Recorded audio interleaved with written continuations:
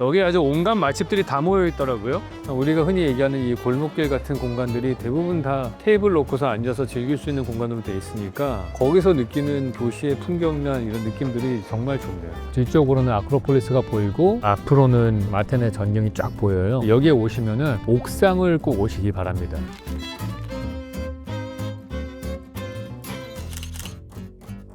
네, 안녕하세요 왓슨 여러분. 저희는 지금 그리스 아테네에 왔습니다. 지금 제 뒤로 보이는 데가 아크로폴리스의 모습이고요. 지금은 이제 오후 한 5시 정도 됐는데 약간 구름이 껴서 좀 어둡긴 합니다. 제 앞쪽으로는 아크로폴리스 뮤지엄이 있고요. 그리고 아크로폴리스가 뒤에 있고, 저희가 지금 가려고 하는 데는 플라카 지구라고 그래서 옛날에 고대 아테네부터 되게 번화가로 있었던 곳이라고 해요. 그래서 쭉 걸어가면서 그 거리의 풍경을 한번 느껴보도록 하겠습니다.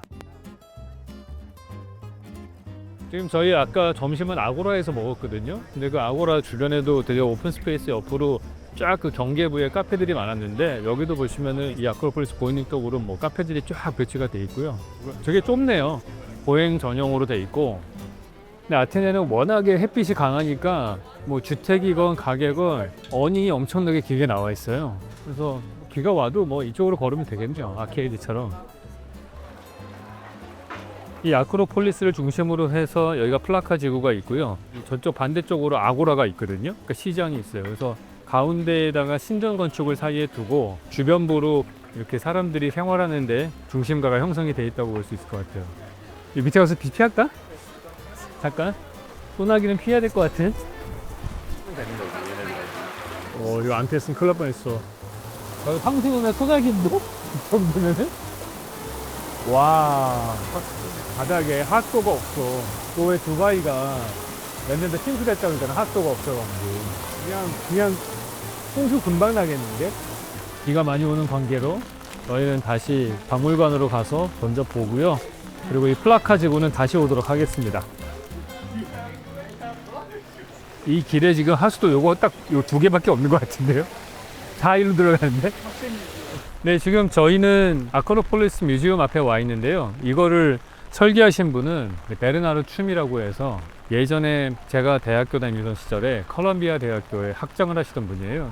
이분은 뭐로 유명하시냐 하면은 해체주의 건축을 하는 걸로 유명합니다. 해체주의 건축은 우리 현대 철학에서, 주로 프랑스에서 많이 했죠. 해체주의라는 철학을 많이 했던 그 사조가 있는데 모든 걸 다 해체하는 거죠. 과거에 플라톤이나 아리스토텔레스 그 고전 철학이라고 하는 것들을 다 완전히 없애버리고, 뭐 그 배경이라고 한다면은 프랑스 68혁명이라고 있잖아요. 그 프랑스 68혁명이라는 게 사실 뭐하고 제일 비슷한 거냐 하면은 마오쩌둥이 했던 문화혁명이랑 되게 비슷한 거거든요. 그 계보라고 하더라고요. 기존에 있던 모든 것들을 다 전복시키고 새롭게 만들자. 그래가지고 프랑스가 유럽의 중국이다 이런 얘기를 듣는 이유가 그건데, 그런 68혁명을 통해서 모든 걸 전복시키고 새로운 걸 하자고 하는 그 흐름에서 해체주의 철학도 나왔어요. 근데 그거를 건축에서는 이제 피터 아이젠만과 이걸 설계하신 베르나르 춤이라는 건축가가 주축이 돼서 이제 많이 건축에 도입을 하려고 시도를 했습니다. 그래서 형태가 기존에 우리가 모던 건축이나 아니면 그 전에 오랫동안 있어 왔던 클래식 건축의 기본적인 형태들을 다 해체하는 쪽으로 가요. 보시면 뭐 특별하게 어떤 전통적인 모습은 아니고 다 분해한 느낌이 나거든요. 그래서 일단 들어가면서 더 얘기를 나눠보도록 할게요. 이 건축의 가장 큰 특징이라고 한다면은 아크로폴리스부터 시작해가지고 두릉지가 이렇게 쭉 내려가잖아요. 근데 거기에 이 수평으로 되어 있는 플레이트를 끼워 넣었습니다. 근데 이 수평 플레이트는 현대의 인서트죠. 그러니까 현대에서 개입한 어떤 판이라고 한다면은 밑에는 고대 그리스의 유적들이 있는 거고, 그걸 유리로 만들어 놨어요. 그래서 벽탑 포지션이라고 하죠. 병치를 시켜가지고 두 개를 오버랩 시켜서 얘네들의 충돌된 모습을 보여주는 그런 평면 구도를 띄고 있습니다. 그래서 밑에 보시면은 유적들이 쭉 보여요. 그리고 이렇게 완전히 보이드로 뚫어가지고 밑을 내려다볼 수 있게 돼 있기도 하고요. 사실 이런 구성은 그렇게 새로운 건 아니고 거의 고대 유적이 있는 건축물은 거의 다 이렇습니다. 제가 좋아하는 것 중에서 콜롬바 뮤지엄이라고 피터 준터가 한 거가 있는데, 거기도 보면은 이런 식으로 성당 아랫부분이 막 이렇게 젠들이 있고, 그걸 원조격이라고 할 수 있는 게 라파엘 모네오라는 건축가가 있어요. 크리스커스 아르신 스페인 건축가인데, 그분도 로마 시대 유적을 이런 식으로 위에 걸어다니면서 볼 수 있게 한 것도 있고, 세브레 펜이라는 유명한 북유럽의 건축가도 이런 식의 건축을 한 것도 있고 많습니다. 그래서 뭐 이게 뭐 딱히 뭐 해체주의 스타일이다 이렇게 보기는 좀 어렵고요.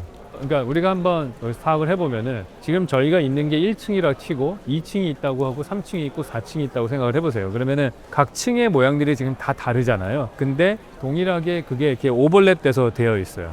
그리고 그 인면들이 각각 4층 인면 다르고 2, 3층 인면 다르고 일단 1층 인면이 달라요. 빌라사보아도 이런 컨셉이거든요. 밑에 필로티로 띄워놓고 2층이 있고 그다음 옥상 정원 있는 층이 있고 나눠져 있잖아요. 그리고 그 사이를 나선형 계단과 경사로로 연결돼 있죠. 혹은 엘리베이터로 연결되는 다른 현대 건축들도 있고.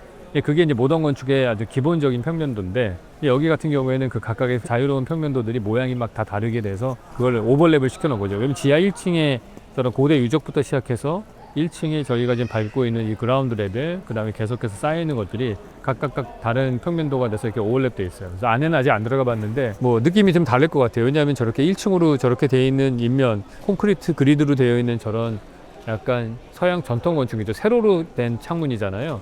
그런 창문으로 되어 있는 인면이 쫙 있죠. 클래식하게. 그 다음에 그 위에 올라가면은 르코르비제가 얘기하는 가로로 긴 창으로 되어 있습니다. 꼭대기 층에 가면 또 더블 스캔으로 되어 있어요. 그러니까 이게 모든 층이 다 다른 그러한 인면 구성을 띠고 있다. 그게 뭐 이분의 컨셉이겠죠. 여기서부터 봐야 될 것 같아요. 기원전 1200년경에 그때 이미 아크로폴리스의 성곽 외곽부터 이렇게 만들어졌어요. 그러니까 안쪽이 궁전이 있는 데고 그걸 성스러운 공간으로 구분하기 위해서 둥그런 담장을 세운 거거든요. 그러니까 우리가 아는 그 가장 오래된 건축 유적인 괴베클리 테피아랑 사실 컨셉이 똑같은 거죠. 구분되어 있는 성곽으로 먼저 친 거고 저게 나중에 뒤에 가가지고 파르테논 신전이 지어지면서 그게 기단부가 되는 거예요. 지금 바깥에 봤을 때 이렇게 리브처럼 보완이 된 거는 보니까 1500년경 그때쯤에 다시 보완이 된 거고 꾸준하게 계속 그 기단부 같은 것들이 있다가 파르테논 신전이 완성됐을 때 저 기단을 더 올리고 나서 평지를 더 만들었어요. 그러니까 아크로폴리스의 기단부는 인공적으로 만들어진 부분이다 이렇게 볼 수 있는 거예요. 원래 아테네 신전이 여기 보면은 기원전 480년경에 아테네 신전이 있었는데 옆에 파르테논 신전을 지으면서 그거는 다 부숴버리고 없애버렸어요. 되게 조그맣다 그릇들이. 와우 멋진데?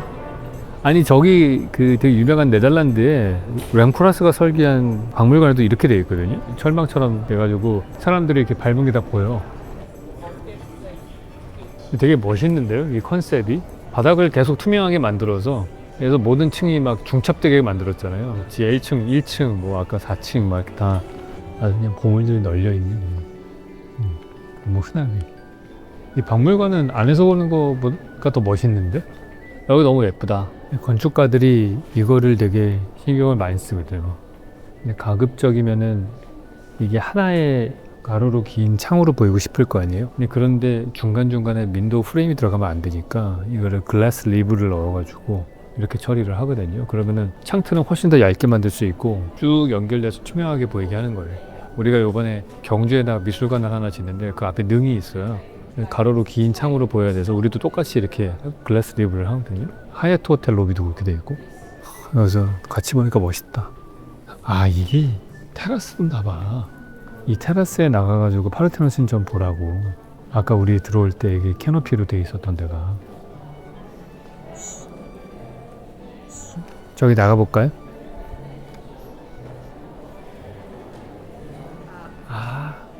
아까 한층 아래 카페에서 나갈 수 있게 돼 있는 건가 봐 테라스가. 한번 가봅시다. 와, 저 아파트 너무 좋을 것 같은데? 여기 들어와 볼만 하네요.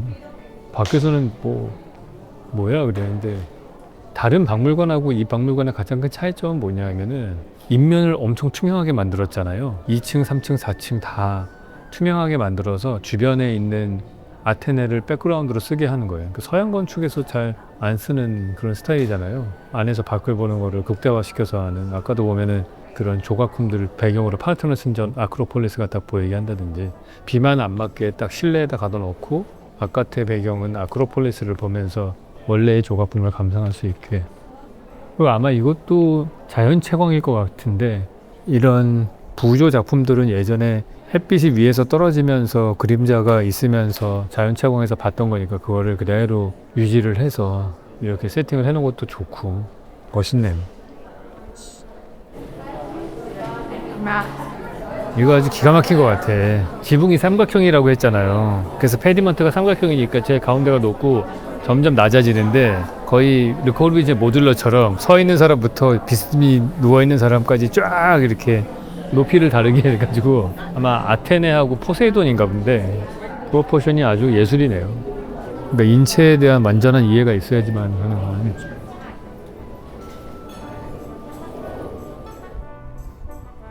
와, 좋다. 지금 저희가 올라와 있는 데가 이 뮤지엄 카페테리아의 바깥에 있는 테라스인데요. 이게 아까 우리 1층에 진입할 때 거대한 캐노피처럼 나와 있던 그 구조체입니다. 그러니까 이게 나와 있기 때문에 여기서 바깥에 나오면은 파르테논 신전 아크로폴리스를 야외 공간에서 시원하게 뭐 저녁에 파티하면서도 볼 수 있게 되는 거고, 이게 이제 캐노피처럼 쭉 나와 있기 때문에 아래 그라운드 레벨에서 구멍을 뚫어가지고 지하 1층을 내려다보게 했잖아요. 거기에 이제 비가 안 들이칠 수 있게 되어 있는 거죠. 그리고 이 박물관으로 진입할 때 그 입구에서 그 사람들이 쓸 수 있는 거대한 캐노피 역할도 하는 거고요. 그래서 기능적으로 되게 말이 되는 것 같아요. 땅 모양 자체가 이렇게 약간 기역자 모양으로 되어 있는 땅에 건물이 지어져 있는데 그걸 적절하게 잘 이용하지 않았나, 그런 생각이 듭니다. 그리고 안에 들어가서 보니까 진짜 이게 근사하더라고요. 이 각 층마다 어디는 복층으로 되어 있는 유리창, 어디는 단층으로 되어 있는 유리창, 높은 천정고로. 근데 저렇게 뺑 둘러가면서 다 유리로 되어 있기 때문에 안에서 조각품을 보면서도 바깥에 있는 이제 아크로폴리스를 딱 볼 수 있게끔 되어 있고, 가까이에서 내가 이 아크로폴리스에 있었던 그 조각품을 보면서 배경으로 저걸 보니까 그 두 개가 이렇게 조합이 돼가지고 아주 근사하게 작품들을 즐길 수가 있게 되어 있었어요. 아테네에 오시면은 한번 이 박물관은 꼭 들어가 보시면 좋을 것 같습니다. 약간 이거는 뭐 작가의 의도인지는 모르겠으나 추측컨대 이 캐노피 부분이 솔리드한 면이 이렇게 딱 빠져나온 거잖아요. 그 빠져나온 부분만큼은 저 가운데 보시면은 바닥이 유리로 되어 있는 거예요. 그 안에 유리를 통해서 밑에가 다 뚫려가지고 보이게 한다든지, 뭔가 이게 앵글도 틀고 그 다음에 이걸 뽑고 이런 작업들을 통해서 4층짜리 건물이지만은 각 층 간의 소통이 막 일어나게끔 되는 거죠. 가운데 코어가 들어가 있고 주변으로는 다 투명하게 쭉 이렇게 회랑처럼 돌면서 작품들을 볼 수 있게 되어 있습니다. 기본적으로 제일 조각이 피해야 되는 게 산성비거든요. 색깔이 까매지고 이렇게 산화되기 때문에. 그래서 비를 피하게 하기만 하면은 사실은 직사광선은 어느 정도 이 자외선 필터를 유리창에 쓰게 되면은 어느 정도는 커버가 되니까. 이 아파트는 완전 대박이다.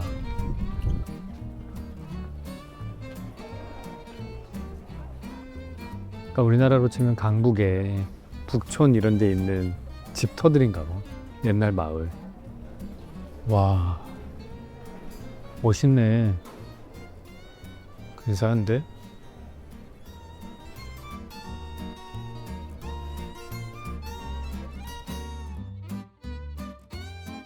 제가 아는 바로는 라사엘 모네오가 첫 번째 케이스였던 것 같아요. 이런 유적들 위에다가 건물을 짓고, 과거에는 불가능했던 거가 지금 보시는 것처럼 이게 가능하려면은 엄청난 강한 구조를 가진 기둥이 필요한 거잖아요. 그러니까 철근 콘크리트가 있기 전에는 거의 불가능했던 방법인 거니까 다 20세기 들어서 유적 발굴한 다음에 만들어질 땐 이런 기법들을 써야. 근데 여기도 되게 멋있게 그게 된 것 같아요. 어쨌든 이게 허가가 나려면은 이 어마어마한 이 기둥들, 거의 교각 수준의 콘크리트 기둥들이 이 유적을 뚫고 밑으로 들어가야 되는 거니까. 그리고 이거가 들어간다는 얘기는 이 기둥들의 기초가 밑으로 더 넓게 되지는 못한다는 얘기잖아요. 그 뚫어가지고 밑에까지 파이를 박아서 안반 부분까지 내려가게 해가지고 이거를 기둥을 세우는 거니까, 이런 것들을 문화재청에서 어떻게 오케이를 했는지 뭐 이런 것들이 조율이 잘 돼야 되는 거죠. 우리나라에도 최근에 강북의 피막골 같은 데 만들 때 보시면은 강북을 개발할 때 이런 집터들이 되게 많이 나오거든요. 그런데 이런 기법들을 써요. 그 위에다 건물 짓고 유리로 덮어가지고 밑에를 볼 수 있게 하는 그런 기법들은 다 쓰는 방법이죠. 근데 그거보다 이렇게 아예 한 층을 필로티로 띄워가지고 걸어다니면서 보게 하는 게 훨씬 더 멋있네. 우리나라가 그렇게 안 하는 이유가 이 정도로 보여줄 게 그렇게 많지는 않거든요. 여기는 그래도 이게 벽식 구조니까 밑에 있는 베이스 부분들이 벽에 아래 하단부가 많이 남아 있잖아요. 우리나라는 주춧돌 놓는 자리 뭐 이 정도밖에 없기 때문에 보여줄 게 그렇게 이렇게 많지는 않죠. 이 공간이 되게 멋있는 것 같아요. 여기도 멋있지. 사실 모든 게 다 그렇잖아요. 우리가 퇴적층 같은 거 보면은 오래된 게 밑에 깔리고 그 위로 갈수록 점점 현대에 가깝게 되는 거잖아요. 그러니까 이것도 보면은 위에 걸어가는 사람들이 현대인들이고 그 밑에 아래층에 딱 과거에 있었던 사람들의 레벨이 진짜 최적층 보는 듯한 느낌이 들어서 되게 멋있어요.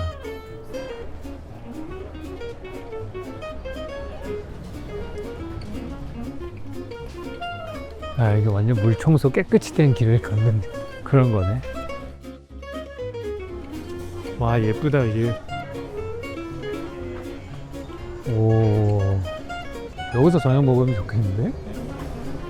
와, 여기가 진짜 무슨 되게 좋은 레스토랑인가 봐. 와, 여기 고양이들이 예사롭지 않은데?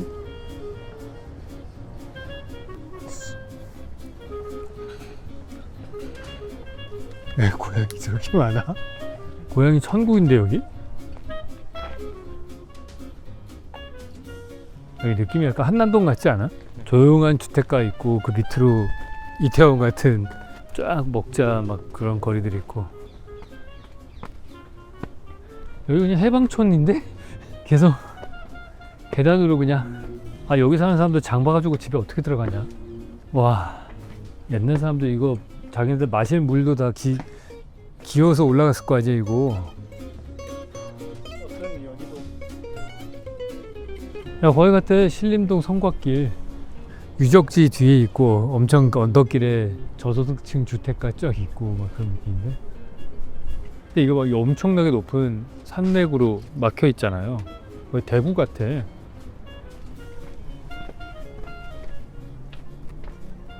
여긴 조용한 주택가네.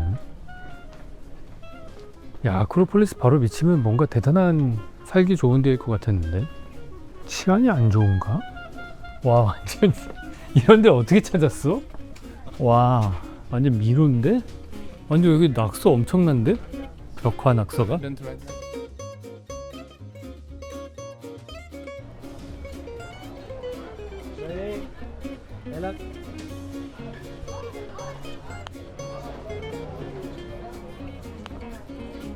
와, 되게 크다. 여기? 오케이. 네, 저희 음식 지금 3개 시켰고요. 문어를 하나 시켰고, 그 다음에 미트볼 하나 시켰고요. 그리스에서 많이 먹는 소고기 꼬치구이를 하나 시켰습니다. 저희가 있는 거는 플라카 지구에 있는 레스토랑에 왔는데, 여기에 오시면은 옥상을 꼭 오시기 바랍니다. 마치 이태원에 있는 레스토랑 같거든요. 경사가 되게 급한데 양쪽으로 다 레스토랑들이 있는데, 거의 대부분의 레스토랑들이 옥상에 이런 그 자기 좌석을 만들어 놨어요. 잘 고르셔야 됩니다. 저희 제작진이 어저께 저녁에 와서 먹었는데 거기는 좀 잘못 잡아가지고 그렇게 뷰가 좋지 않은 데 있었는데, 저희는 오늘 되게 잘 골랐어요. 여기 올라와가지고 한번 보고서 그 다음에 선택하실 수 있거든요. 여기 오니까 뒤쪽으로는 아크로폴리스가 보이고 앞으로는 지금 아테네 전경이 쫙 보여요. 그래서 여기서 맥주 한잔 하면서 저녁을 먹기에 딱 좋은 그런 데인 것 같습니다. 아, 그리고 이게 알파라고 하는 그리스 맥주입니다. 저는 그리스 음식이 맛있더라고요. 오늘 알았는데 이게 대부분 다 터키 음식이랑 비슷하대요. 그리스가 오스만 투르크의 지배를 오랫동안 받아가지고 음식이 되게 많이 비슷하다고 들었어요. 완전 맛있어요. 여기에 한번 찍어 먹어봐야겠다. 레몬맛 나는 소스.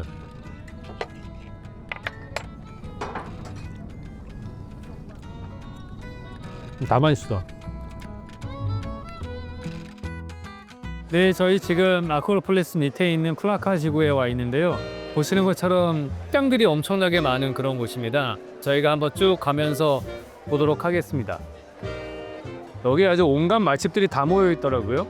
급한 경사로 되어 있는데 아크로폴리스에서 내려오는 경사 계단으로 되어 있거든요. 근데 좌우로 레스토랑들이 다 있고 보통 한 2, 3층 정도 되는 건물인데, 흥미로운 거는 아고라 주변에도 이런 식당 가득이 많은데 거기는 평지로 돼 있어요 주로. 그래서 스트리트 중심으로 해서 건물하고 건물 사이에 골목길에 카페들이 쭉 들어가 있는 구성인데, 여기는 거의 똑같은 그러한 그리드로 돼 있는데 여기는 경사실내로 돼 있다는 특징이 있는 것 같아요. 그래서 와, 여기 너무 예쁘다. 전체적으로 이 도시에서 즐길 수 있는 데는 실내 공간보다 야외 공간이 훨씬 더 좋은 데가 많은 것 같아요. 우리가 흔히 얘기하는 이 골목길 같은 공간들이 대부분 다 테이블 놓고서 앉아서 즐길 수 있는 공간으로 돼 있으니까 거기서 느끼는 도시의 풍경이나 이런 느낌들이 정말 좋네요. 물론 뭐 파리나 이런 데들도 이런 노천 카페들이 되게 많긴 한데 이 아테네가 특히 더 그런 게 많은 것 같습니다. 관광객들도 많고 구석구석에 되게 예쁜 레스토랑도 많고 여기 오니까 또 한산하네. 아, 여기는 또 이런 기념품 파는 거리인가 봐. 아, 뭐 하나 사야겠다. 마그네틱 샀습니다.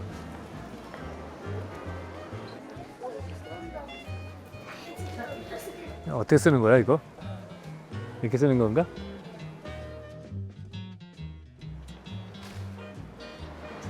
제가 오늘 가본 그 두 개의 관광지가 있었는데요. 하나는 아고라 근처에 아테네 역 주변이 하나 있었고 오전에는 거기를 주로 갔었고 그 지역은 되게 브런치 가게들과 카페들이 되게 많은 그런 곳이었습니다.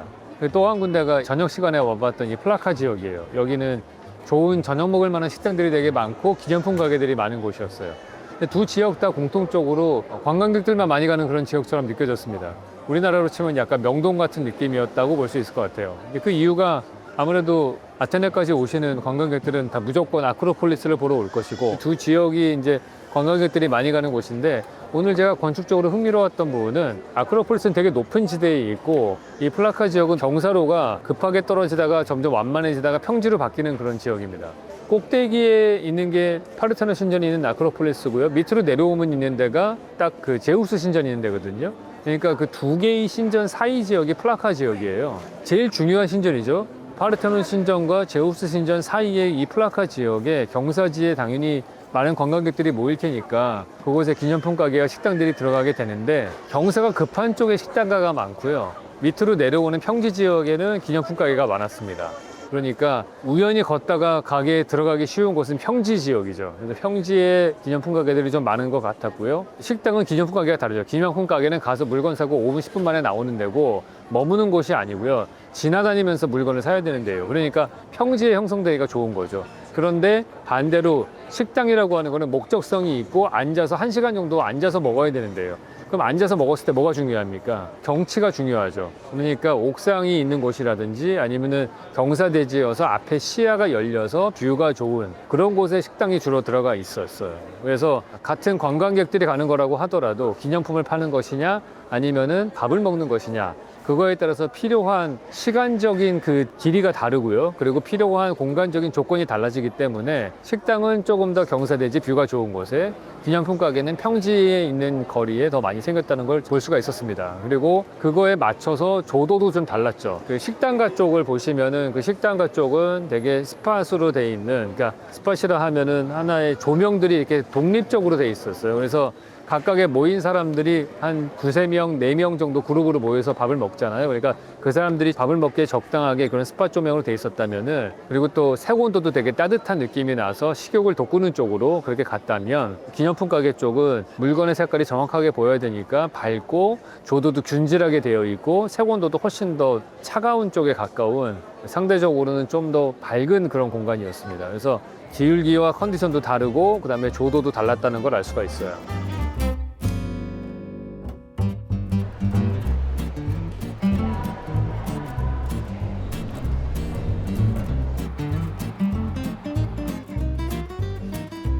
야, 나무 그늘에 있으니까 시원하고 좋다. 야, 진짜 웬만한 건 걸어다니는 게 나은 것 같아. 아, 진짜 택시, 지하철 너무 불편해. 지하철도 타본 결과 서울 지하철, 대한민국 지하철이 정말 좋구나. 그걸 많이 느꼈어요. 그러니까 우리나라가 너무 선진국이 돼가지고 이제 웬만한 해외여행 가면은 다 웬만한 건 다 불편하게 느껴지는 것 같아요. 야, 지하철에서 창문 열고 달리는 거는 오랜만에 경험해 보는 것 같아요. 아니, 옆에 있는 사람들은 대화가 안 될 정도야. 어쨌거나 여기는 걸어 다니기에는 뭐 웬만한 가까운 거리에 다 있기 때문에 이제 앞으로 걸어서 다니려고 합니다. 해외여행을 하면서 지하철 한번 타면 국뽕이 차오르는 것 같아. 차는.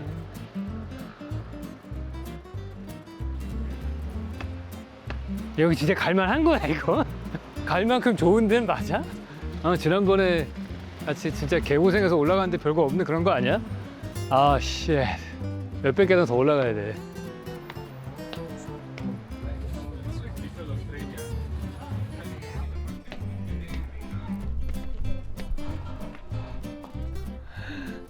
아테네가 이렇게 바다에서 가까운지 몰랐어. 완전 가까운데? 이 정도면 거의 송도 신도시 아니야? 근데 여기서 보니까 진짜 아테네의 그 컨텍스트가 쫙 보인다.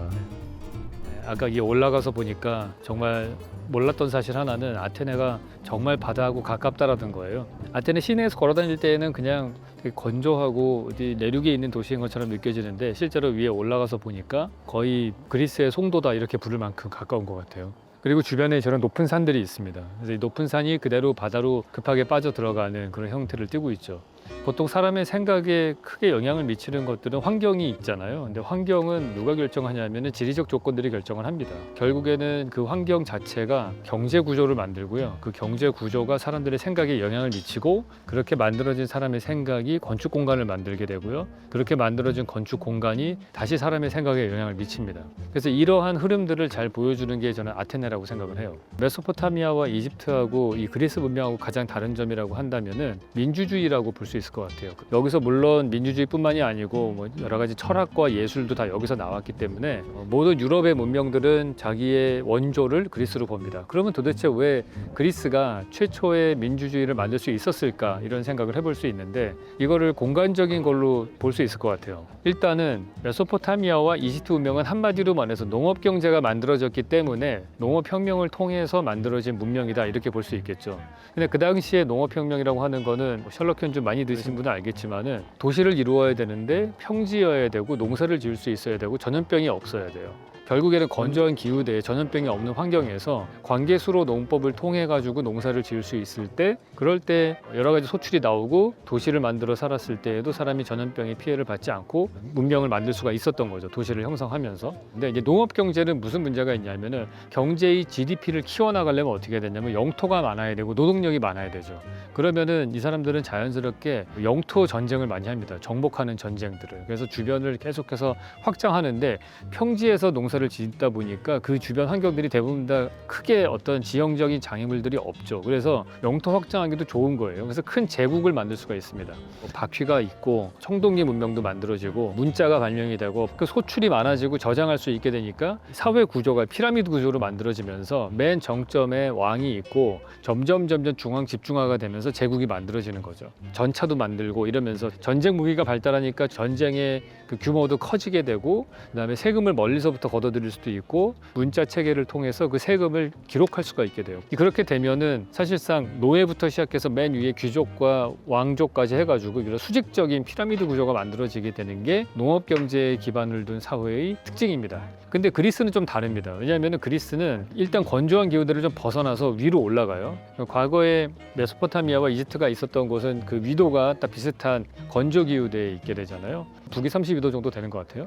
그 정도 되다가 거기서 한 37도 이 정도로 올라갑니다. 그게 이제 아테네 쪽인데 이곳에 오면은 건조한 기후는 조금 벗어나기 시작하고 비는 좀 내리게 되죠. 근데 이 지역이 사실은 뭐가 제일 특징이냐 하면은 보시는 주변 환경처럼 산이 있다가 바다로 떨어지는 곳이고요. 바다에는 되게 섬이 많습니다. 상상을 해보세요. 그 당시에 메소포타미아나 이집트는 엄청나게 평지의 강하구의 넓은 영토에서 농사를 짓는 경제인데 여기는 산맥에 의해서 골짜기가 만들어지는 이런 좁은 지형이에요. 그러니까 넓은 평지에서 농사를 짓기에 유리한 그런 구조는 아닙니다. 그래서 거대한 제국이 나오기보다는 골짜기별로 다른 어떤 폴리스들이 만들어지는 구조가 되는 거죠. 그래서 규모가 크지 않은 그러한 도시국가 형태로 만들어지고요. 각각의 도시국가들은 산맥으로 나눠져 있기 때문에 건너편 쪽하고 문화적 교류가 많지는 않으니까 사실 독립적으로 자기 여러 가지 시스템들을 약간 벤처기업 같은 거라고 볼 수 있을 것 같아요. 그러니까 다른 시스템들을 스파르타대로 아니면 아테네대로 이렇게 만들어 나가는 거죠. 그래서 그 폴리스인데 그럼 이 사람들이 서로 교육을 할 때는 저 산맥을 넘어서 가는 것보다 더 편안한 방법은 바닷길을 통해서 가는 거예요.